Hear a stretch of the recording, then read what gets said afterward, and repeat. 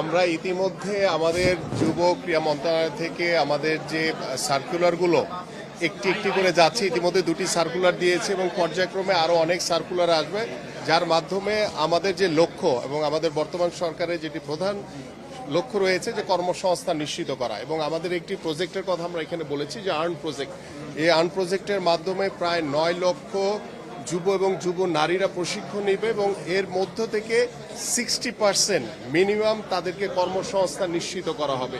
60% যদি আমরা ধরে রাখি প্রায় 5 লাখের উপরে আমরা এই আর্ন প্রজেক্টের মাধ্যমে আমরা আমাদের কর্মসংস্থান নিশ্চিত করতে পারবো। এখন বর্তমান সরকার যুব উন্নয়ন অধিদপ্তরের মাধ্যমে আমরা চেষ্টা করছি যে ফ্রিল্যান্সিং এর মাধ্যমে কিভাবে আমাদের যুব নারীরা ঘরে বসেই তারা যাতে স্বাবলম্বী হতে পারে, তাদের পরিবারকে স্বাবলম্বী করতে পারে।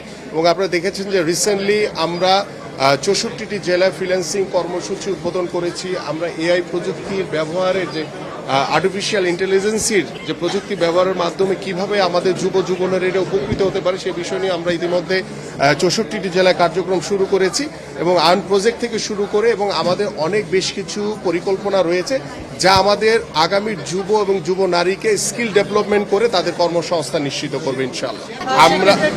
আমরা এটাকে সহজ করে দিচ্ছি এবং আমাদের সহজেই যাতে যুব নারী উদ্যোক্তা যারা রয়েছে তারা যাতে সহজে লোন পেতে পারে সে বিষয় নিয়ে আমাদের কার্যক্রম ইতিমধ্যে শুরু করেছি। পাশাপাশি আমরা শুধু লোন টাকা দিয়ে না, আমরা চাই যারা ফ্রিল্যান্সিং করছেন তাদেরকেও যাতে আমরা লোনের মাধ্যমে যাতে একটি ল্যাপটপ প্রদান করতে পারি সেই উদ্যোগটিও আমরা নিচ্ছি ইনশাআল্লাহ।